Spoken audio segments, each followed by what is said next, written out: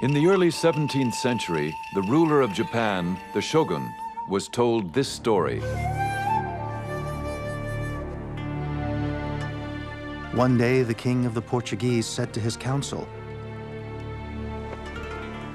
"Far to the east lies a country called Japan, and it abounds in gold and silver. Why should not that land be added to my domains? The best way to make ourselves masters of the land is by means of our religion, and then send in the army." The Shogun, Tokugawa Ieyasu, and his legions of samurai warriors were undaunted by stories of foreign invaders. He was a strong leader and had brought peace to the war-torn nation.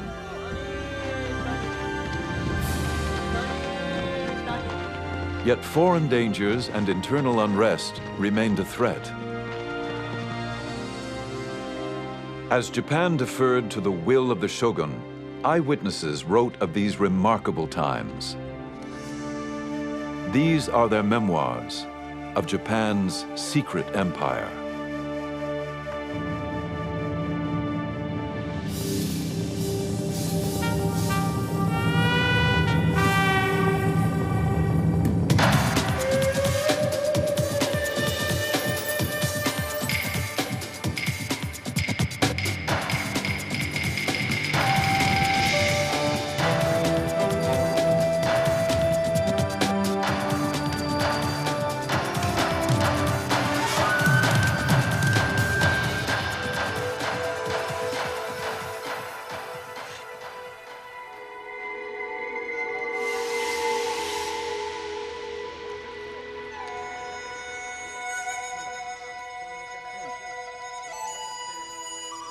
After we'd been in Japan 5 or 6 days, came a Portugal Jesuit who reported that we were pirates.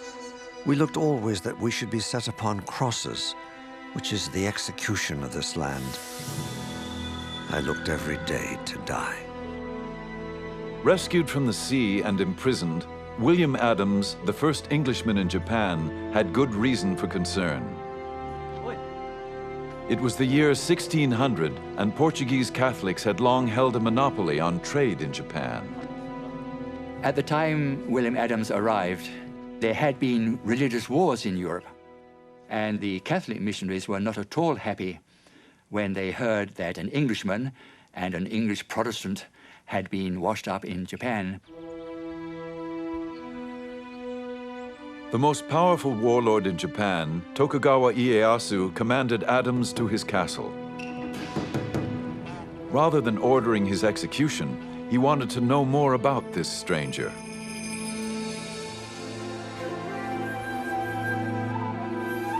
The summons was highly unusual, as only the highest-ranking officials were ever received by the great man himself.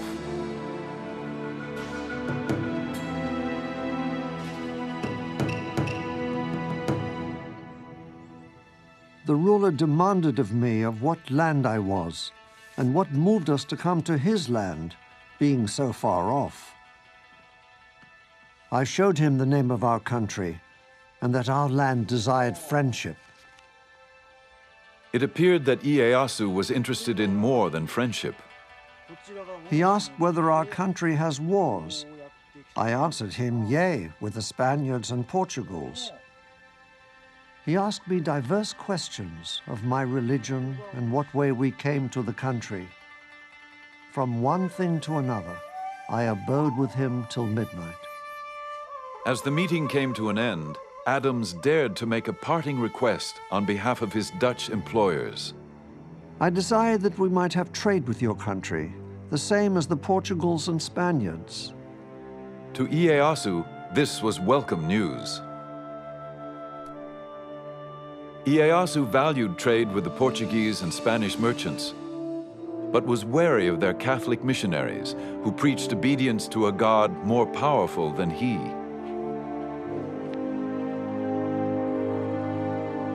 To avoid those he considered a threat to his own authority, Ieyasu wanted his own fleet of trading ships. Adams had the skills he needed.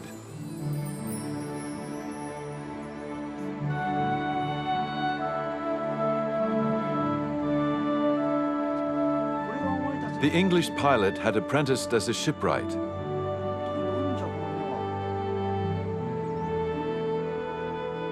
Ieyasu asked him to build 2 ships capable of navigating the open seas. I answered that I was no carpenter and had no knowledge thereof. Well, do your endeavor, saith he. If it be not good, it is no matter. You can't deny that William Adams did have a certain amount of influence when he was told to build these 2 ships. They were the first foreign ships, first European ships to be built in Japan.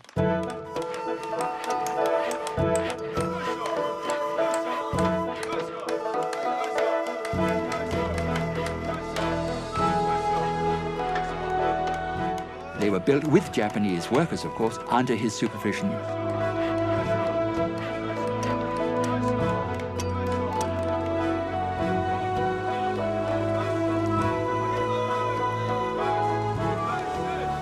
And then afterwards they sailed to Mexico, and they sailed back quite safely.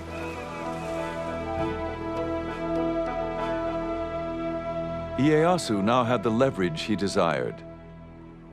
When the Catholic missionaries continued to gain converts and create problems, he expelled them. Life was complicated enough without these pesky foreigners interfering. And so that probably was the reason why he did not want Christians in Japan. Ieyasu replaced his Catholic interpreter with William Adams, who had been quick to learn Japanese. He was a Protestant, of course. Ieyasu knew that he had no interest in helping the missionaries, and so he was rather a valuable man to have around. Ieyasu still wanted to trade with the West, but on his own terms.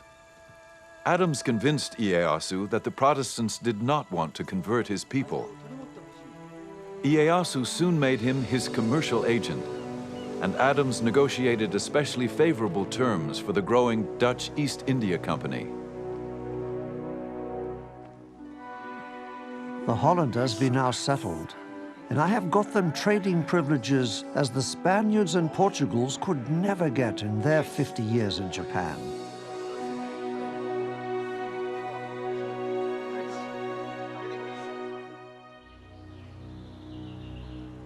Adams married and settled down into Japanese life.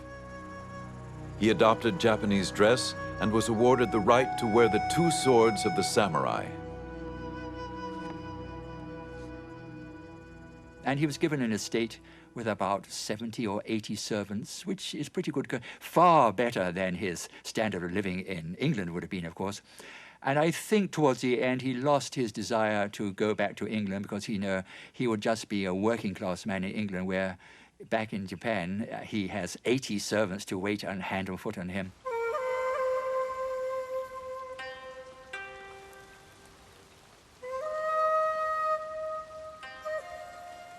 It was possible that Adams visited Ieyasu at his tea house for intimate conversation away from the politics of the court. The tea ceremony was much admired by a Western observer. The guests open the gate, walk along the path through the wood up to the tea house, quietly contemplating everything they see. They remove their fans and daggers and deposit them in a kind of cupboard placed there outside for that purpose. If Adams and Ieyasu had private political discussions, the tea house was also a retreat where they could replenish their souls. This gathering for tea and conversation is not intended for lengthy talk, but rather to contemplate within their souls, with all peace and modesty, the things that they see there, and thus, through their own efforts, to understand the mysteries locked therein.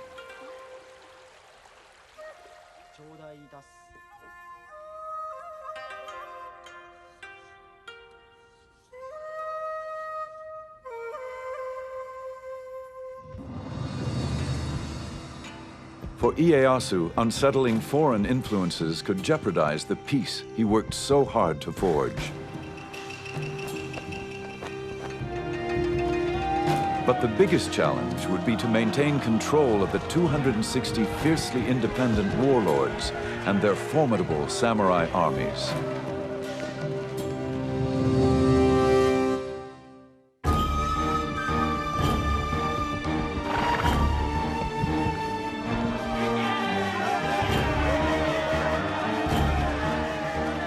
Tokugawa Ieyasu became shogun in 1603 and united Japan after generations of civil war. All of the great lords had been fighting for a century. They were tired of fighting. They wanted to secure their own positions.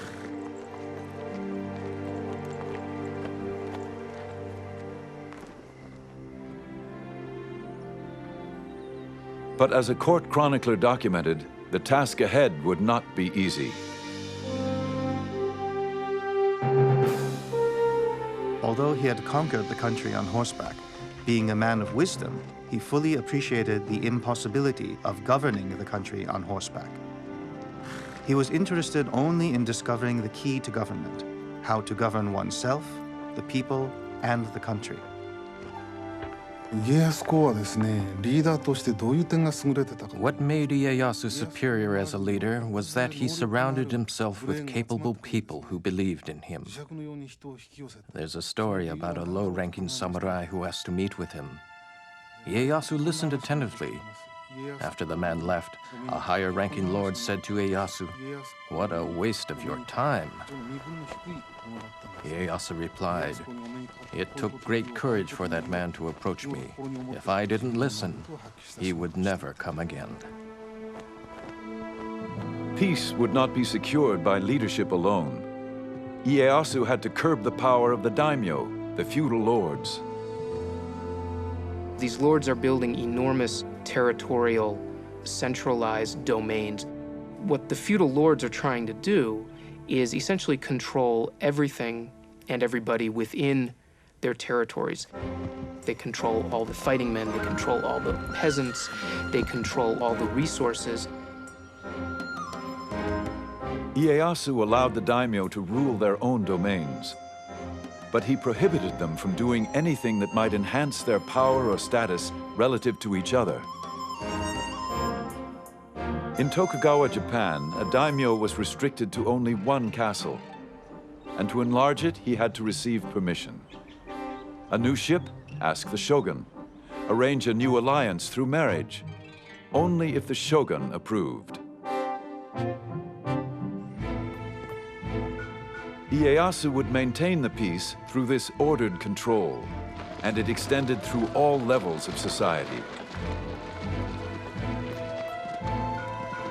The Japan that Ieyasu fashioned was built on the ancient teachings of Confucianism. Obey the traditions of hierarchy and respect authority. A Japan in keeping with the samurai traditions. It was a rigid society with lots of rules and regulations. Everybody must know their place in society and stick to it. That was the theory. Didn't always work out in practice, of course, but that at least was the theory. All samurai were members of the elite class, whether he be a daimyo warlord or a lowly foot soldier. Next in line were the farmers, then the artisans. At the very bottom were the tradesmen, considered the parasites of society. The Tokugawa shogunate would issue many rules to control and maintain the rigid class structure, from what you could eat to what you must wear. Lords and vassals, superiors and inferiors, must observe what is proper within their position in life. Without authorization, no retainer may wear fine white damask, white wadded silk garments, purple silk kimonos, purple silk linings, and kimono sleeves which bear no family crest. The rules and regulations kept everyone in their place, but for the daimyo at least, there were still ways to earn special privileges. Ieyasu decreed that the lords must help build his castle and the surrounding city of Edo. The construction became a grand competition as each daimyo vied for the shogun's favor.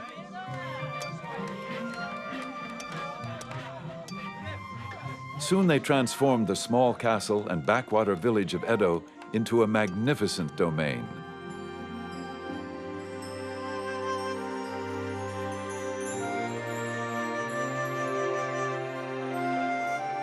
The city later known as Tokyo.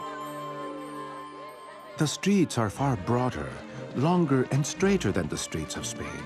They are kept so clean that you may well think that nobody ever walks along them. The emerging splendors of Edo were recorded by Rodrigo de Vivero y Velasco, the governor of the Philippines, who had been shipwrecked off the coast of Japan. He spent several months in the capital as a guest of the shogun. What makes this man interesting is that he wrote a report about Japan after he left Japan. And he was a very discerning man. He saw various aspects of Japanese life which other people had not seen. The people live in particular streets according to their trade and station. One street, for example, is reserved for carpenters. In other streets, there are cobblers, blacksmiths, tailors, and traders. The nobles and people of quality live in the streets and districts quite different from the rest of the town, and no commoner or person of the lower classes mixes with them. Those daimyo who had gained most favor lived closest to the castle and were granted more audiences with the great ruler himself. While Vivero y Velasco was in the castle being received in audience by Ieyasu, he saw a powerful daimyo come into the castle to pay homage to Ieyasu.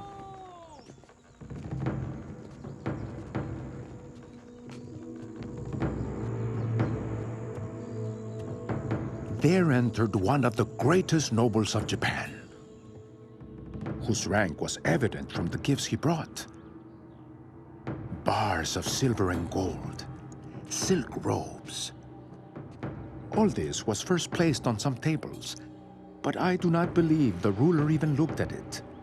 100 paces from the throne, the daimyo prostrated himself, bowing his head so low that it looked as if he wanted to kiss the ground. Nobody said a word to him, nor did he raise his eyes towards the ruler. And then finally somebody clapped, end of audience. Not a word had been said, end of audience, and he goes out backwards on his knees. And Rodrigo Velasco was very much impressed by what he had seen, because he realized the power Ieyasu had. Here was a powerful daimyo who had power of life and death in his own region. But when he comes to pay tribute to the shogun, what a lowly position he adopts. The great ruler had realized his vision. All of Japan was under his control. At 72, he was still remarkably vigorous. Then, on one of his regular hawking expeditions, he fell seriously ill.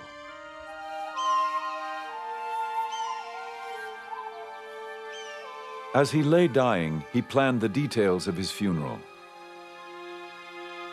It would be a simple ceremony, his ashes taken to the top of a mountain overlooking the land where he so often went with his hawks. Here, he felt, his spirit could soar over his beloved land, holding the realm together.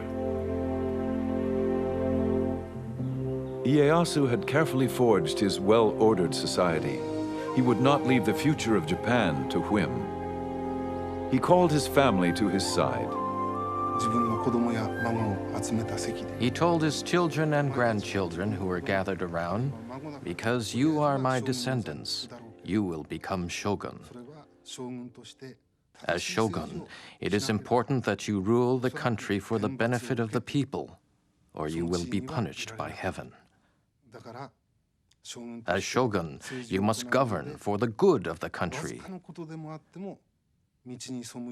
This world does not belong to the Tokugawas and cannot be ruled just to satisfy your whims.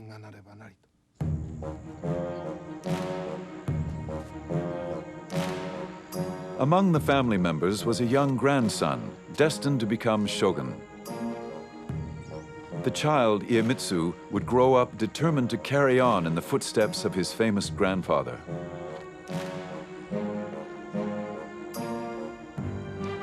Iemitsu, the third shogun, would keep Japan under Tokugawa rule, using any means necessary.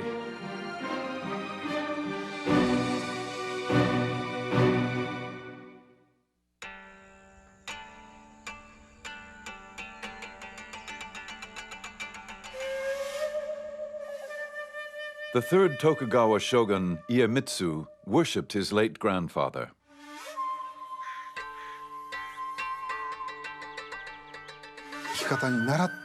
He had numerous mystical experiences that whenever he got sick, Ieyasu would appear in his dream, and he would wake up feeling better the next morning. So his respect for Ieyasu transformed into worship.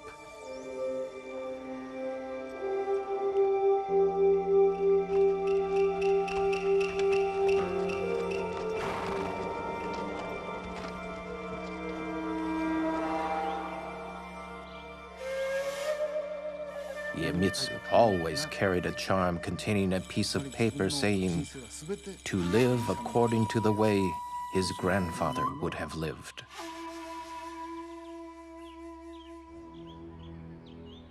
But though Iemitsu tried to emulate his grandfather, his tactics were much more severe. It was reported after he became shogun, Iemitsu summoned the daimyo to his palace.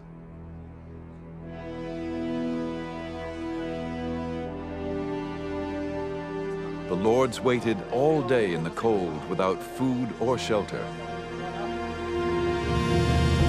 They began to fear for their lives.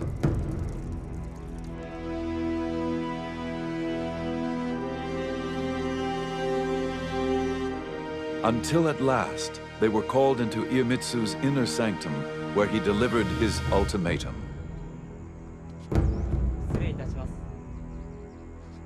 I have been in the position of a superior and a master from my birth. I shall henceforth treat all daimyo as my subjects.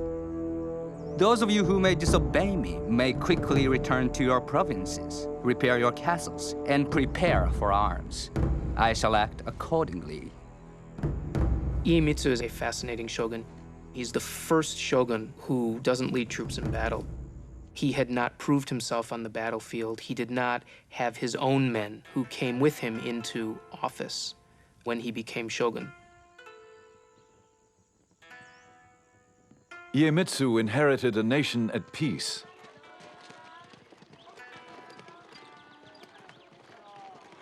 Yet he would rule with an iron hand.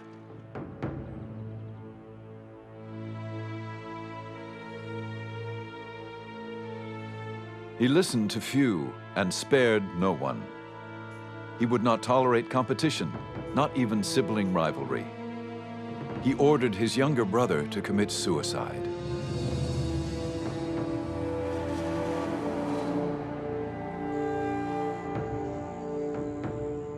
The Tokugawa shogunate under his rule acts much more capriciously towards lords that disobey their orders or flout any of the rules and regulations which bound them. A European merchant who once tutored Iemitsu observed the shogun's court. No one dares to attempt any opposition to the will of the shogun.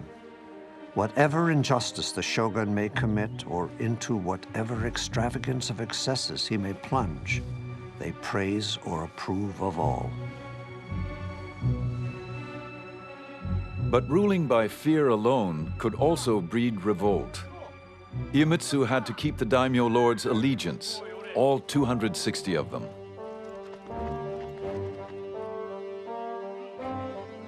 In peacetime, there was no common enemy, no spoils of war to reward the daimyo for their loyalty.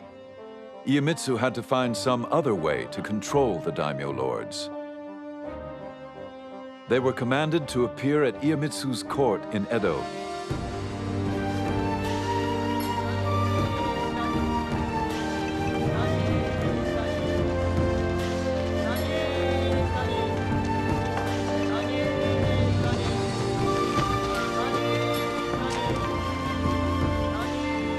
And they did not journey alone, as witnessed by a German traveler. The bodyguards and bearers put on a swaggering gait when they pass.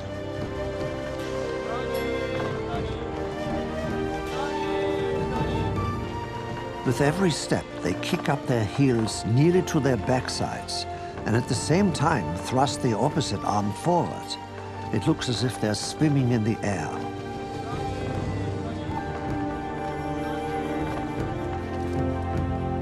These elaborate processions often numbered in the thousands.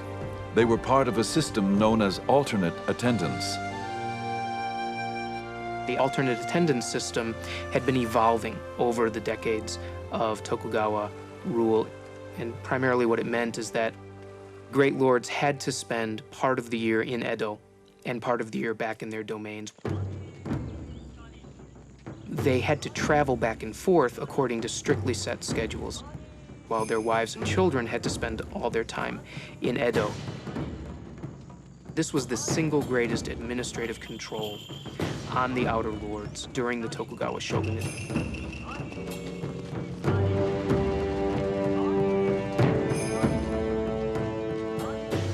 Alternate attendance had another advantage for the shogun. It kept the daimyo lords financially powerless. It was reported that a daimyo could spend more than 3/4 of his income maintaining the processions and supporting his army of samurai once they reached Edo. What this also does, by the way, is cause Edo to explode in size. And in fact, there grows up in Edo a class of samurai who only know Edo, even though their domain may be in the farthest reach of Japan. They're born in Edo, they work in Edo, and they only know Edo. For the samurai warrior, life in peacetime Edo was the catalyst that changed the very nature of their existence. Prohibited from bringing their wives and families, the samurai lived a bachelor's life. They were paid a small stipend to perform their official duties, such as they were.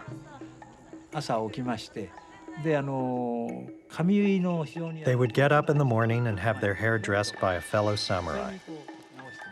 Then they would go to work on the grounds of the Lord's estate. This they would do once every 4 or 5 days. These samurai would work only in the morning and then go home for lunch. At around 2 o'clock in the afternoon, they would go out on the town.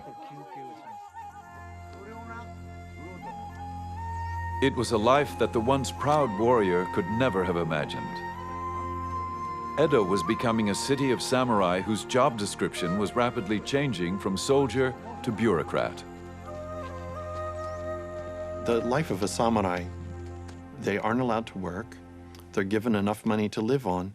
And mostly what they do is they spend every day at the house of a friend drinking and talking and studying and doing tea and reading books of old war tales and imagining what it would have been like to live in the 1500s.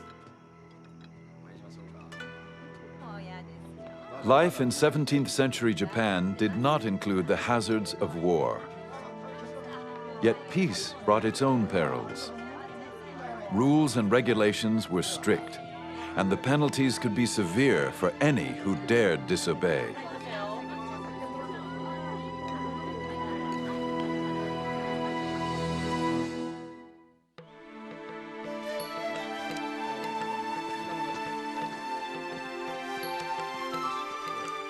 Fluttering our papers, the spring winds blow, when through the open barriers, how gratefully we go.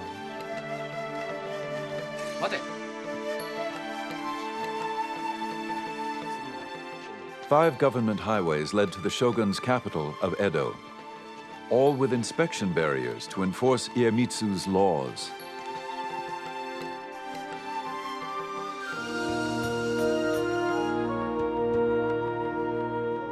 The shogun had improved the roads so his messengers could quickly reach any part of Japan.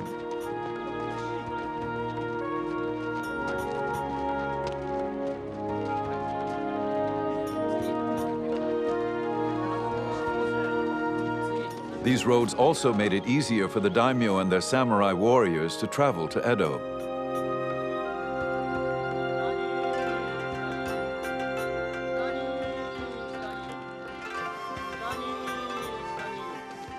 But for most Japanese, travel was an arduous process.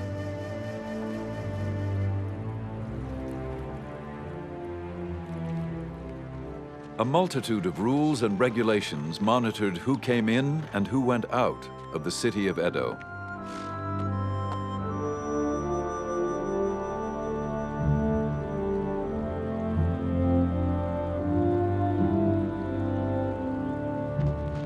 Almost everyone needed a passport. The few exceptions included itinerant performers who proved their identity by showing off their talent, or sumo wrestlers whose girth was ample proof of their profession.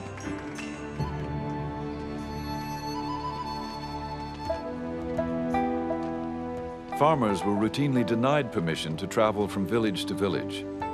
The government preferred to keep them working in the fields.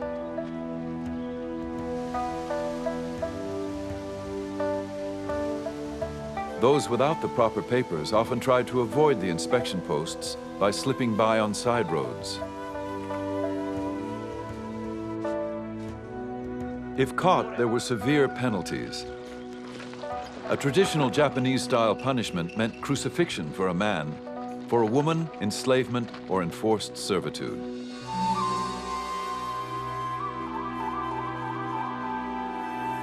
With so many laws and restrictions, one never knew when the shogun's edicts might actually be enforced. Sort of like a theater of punishment to try to scare people into behaving.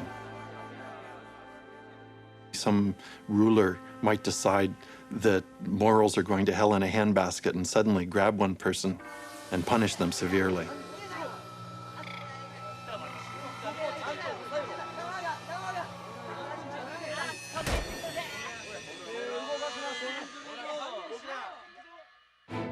Despite the uncertainty, against all odds, travel grew in popularity. Now that the roads were safer, more and more Japanese began to journey from village to village.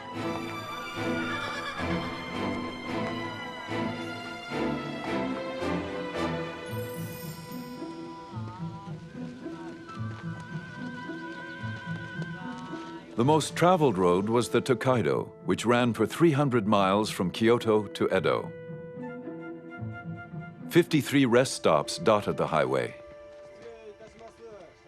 And so these post towns along the 5 great roads of Japan grew up to be very substantial towns themselves. They had inns, they had brothels, they had restaurants, they had places that sold medicine. There essentially grew up a post-town culture. People in the Tokugawa period, they were driven by a curiosity. People were beginning to think about Japan as a nation.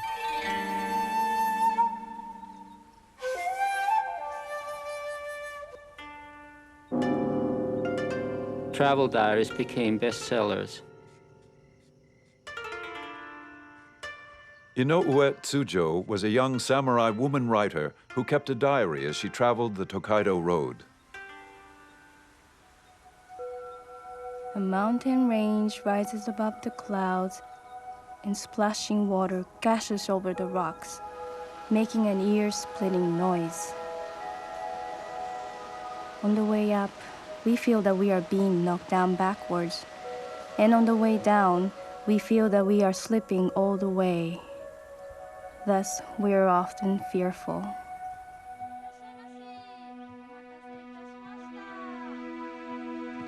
Inns along the way offered welcome respite to travelers like Tsujo.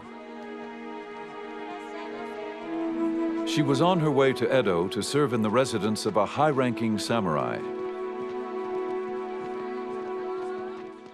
Although Tsujo traveled on official business, accompanied by her brother, she still encountered disturbing difficulties.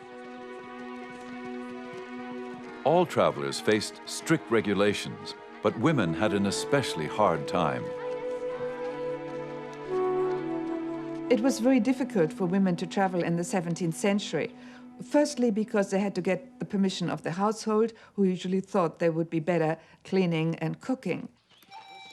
And women's travel permits were much more elaborate.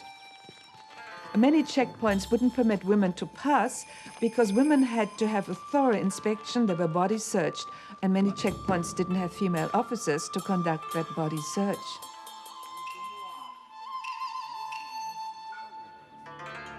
Officials were always on the lookout for women who disguised themselves as boys.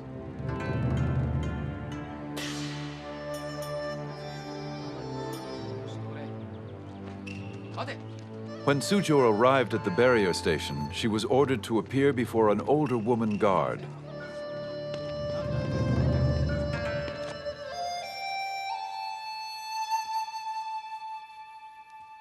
A rough-looking woman examined me, ran her hand through my hair and said something with a heavy accent. It was very unpleasant, but I had no choice. I was afraid of what she might do.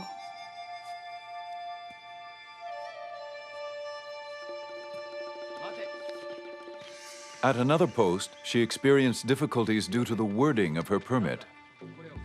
When I presented my official document at the barrier, they refused my passage. Because in the permit, I was only identified as a woman, rather than a young woman with long open sleeves.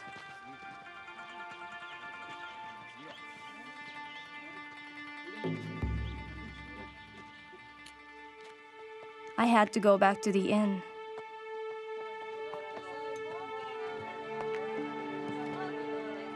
I was heartbroken.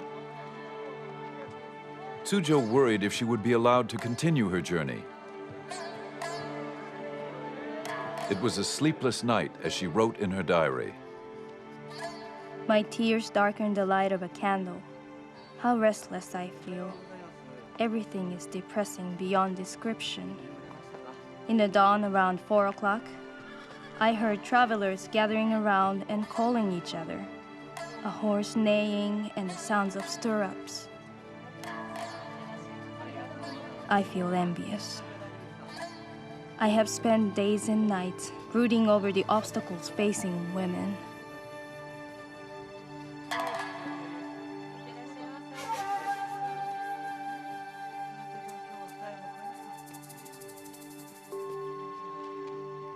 Suzhou's plight was not uncommon.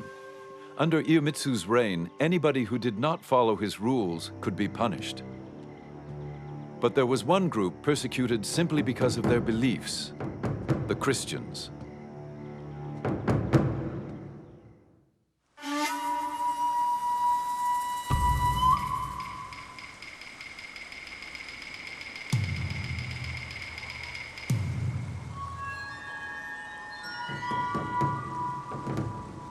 The Shogun Iemitsu offered rewards for the arrest of any Japanese who preached or practiced the Christian faith.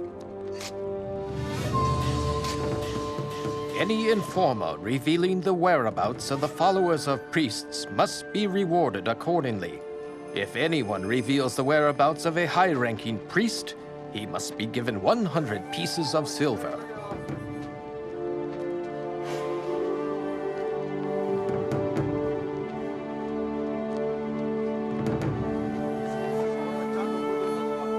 One has to bear in mind in this period of Japanese history that there was repression and that the Tokugawa authorities, the shogun, wanted to keep Japanese society as it was. And that did lead some people to believe that Christianity was subversive and was upsetting the social framework, the social pattern of Japan. By Iemitsu's time, all foreign missionaries had been deported. But the converts they left behind, the Japanese Christians, remained devout.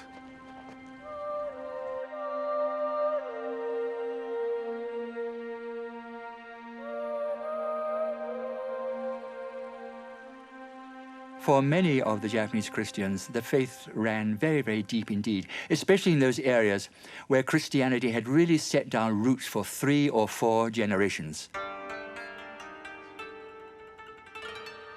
The Shogun is a great enemy to the name of Christians.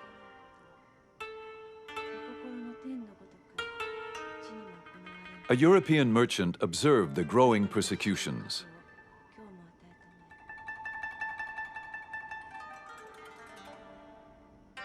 I saw 55 martyred because they would not forsake their Christian faith. And amongst them there were little children of 5 or 6 years old, burned in their mother's arms, crying out, "Jesus, receive their souls."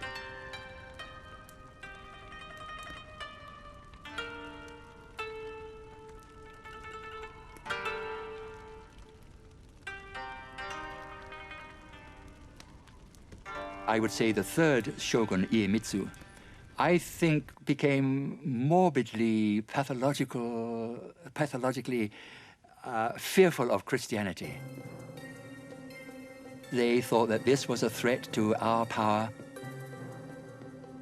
They put out all the plugs, so to speak, to eradicate Christianity. Christianity was said to be evil, a wicked religion, subversive religion. And so that is why they took such extreme steps to eliminate the religion. Despite the persecutions, Christianity had struck a chord amongst many disaffected Japanese.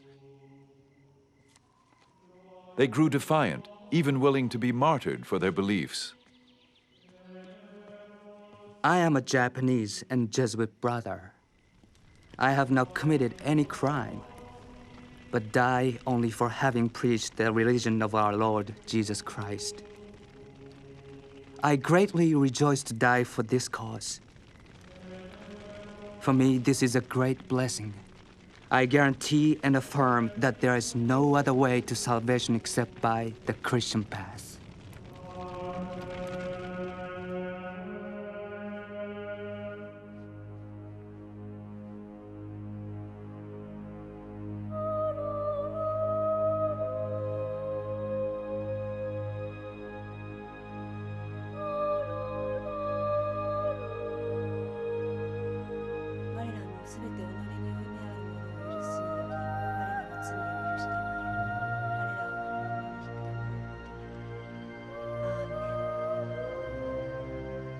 Iemitsu was increasingly disturbed by the Christian situation, especially in the south, where a large number lived.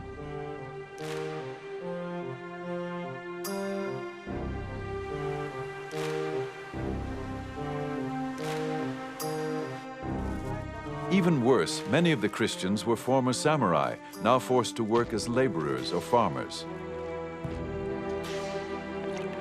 But they were samurai in their hearts and well-versed in the use of weapons. For Iemitsu, this was unacceptable.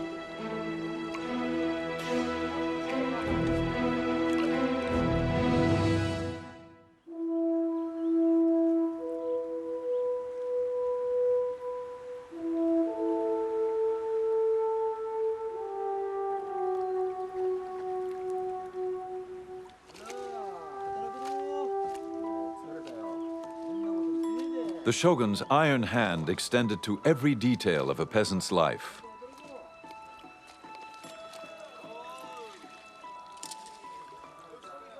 Farmers must work in the fields from dawn to dusk. Wives and daughters must make meals 3 times a day, put on red headbands, and take the meals to the fields. Once men are home after dusk, sisters-in-law and female cousins must put the chapped feet of the man on the stomach of his wife and massage them.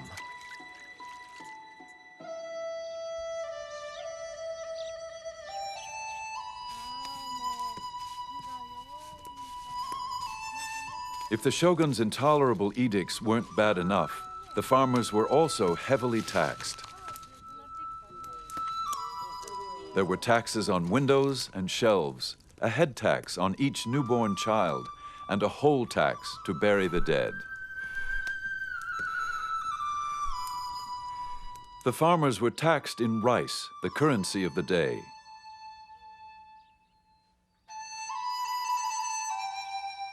Ironically, farmers were not allowed to eat the rice they grew.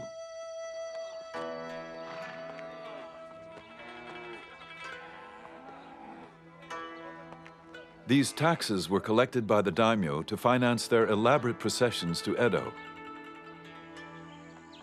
and to pay the stipends which supported the samurai class.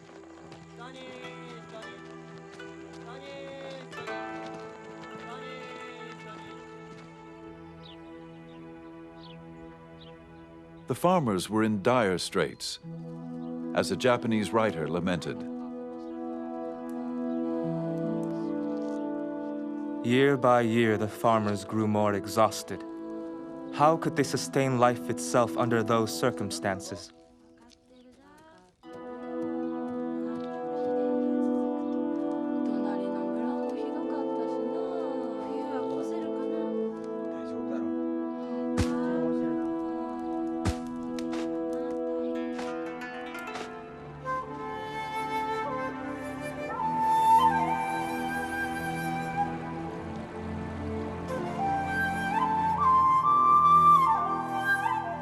In the Shimabara Peninsula in the far south of Japan, drought and famine further depleted the meager harvest.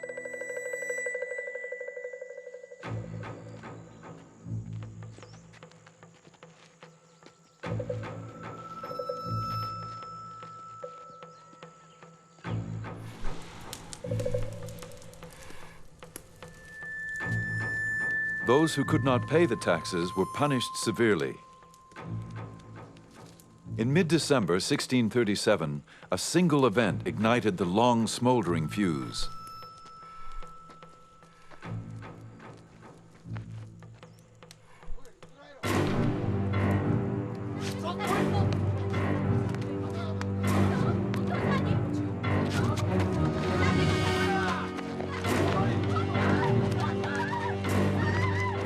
The young daughter of a farmer who owed taxes was seized and tortured.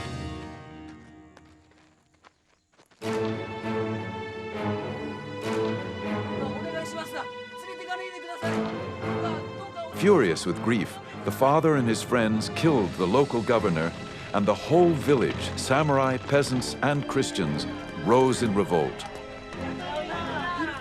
Soon the whole area was in the hands of the rebels, nearly 40,000. So what began as a social upheaval, a social revolt against the tremendously harsh taxation against the peasants, leaving the peasants almost starving, what began as that somehow developed into a Christian rebellion. A European merchant reported on the rebellion. A few days after the outbreak, the Christians joined the farmers. They cry out throughout the whole country that the time had now come to revenge the innocent blood of so many Christians and priests, and that they are prepared to die for their faith. The rebels swarmed into an abandoned castle surrounded on three sides by the sea. Feeling protected, they brought in their wives and children and barricaded themselves inside.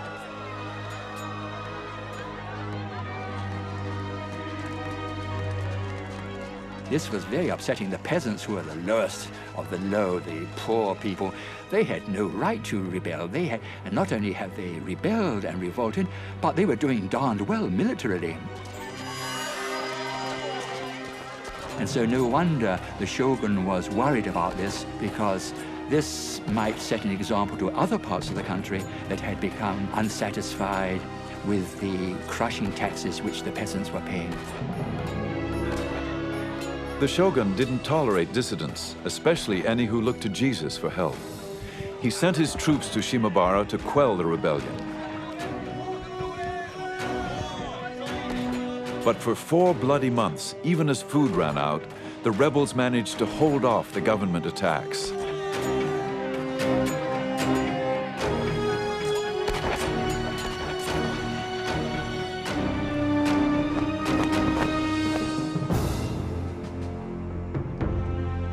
The Shogun was so incensed at the continuing rebellion that he asked the Dutch to send a ship with cannons against the besieged castle. The Dutch were reluctant to take part in this campaign, but Nevertheless, they desperately wanted to hold on to this toehold which they had in trade with Japan. And so if they didn't obey the order of the shogun, he might well say, well, okay, you can pack up and go home. The shogun ordered the castle set ablaze. Still, the rebels fought back. But in the end, their fate was sealed.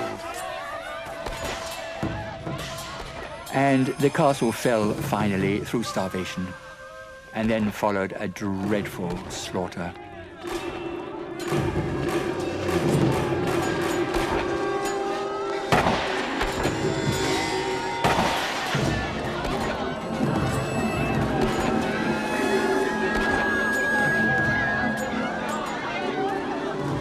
And that was the last battle, really, in Japanese history.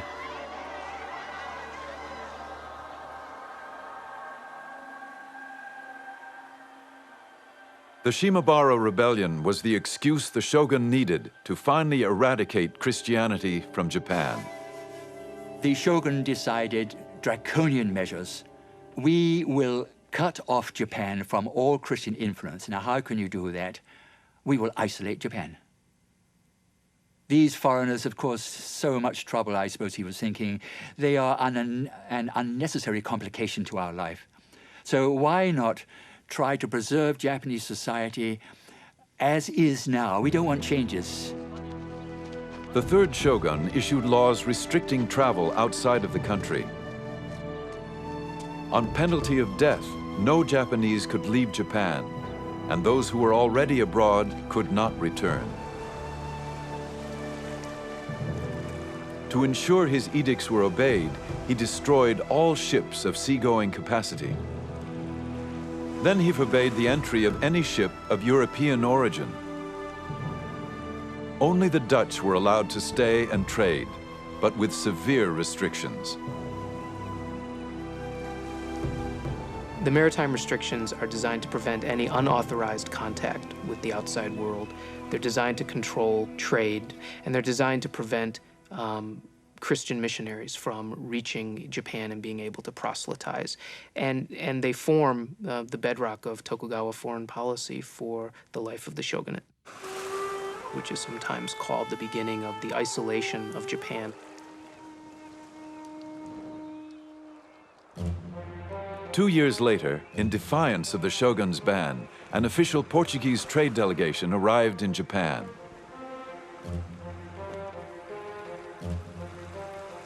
The shogun showed no mercy and ordered the execution of 57 of those aboard, ambassadors and their crew. He ordered the ship burned.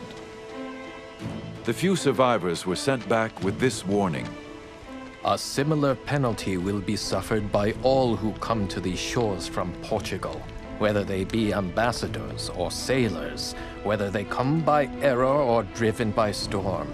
Even more, if the King of Portugal or even the God of the Christians were to come, they would all pay the very same penalty.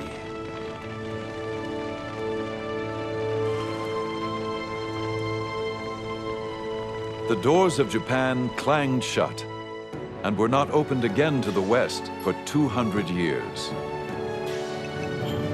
The will of the shogun had prevailed. But many wondered how this isolated empire would survive in a rapidly changing world.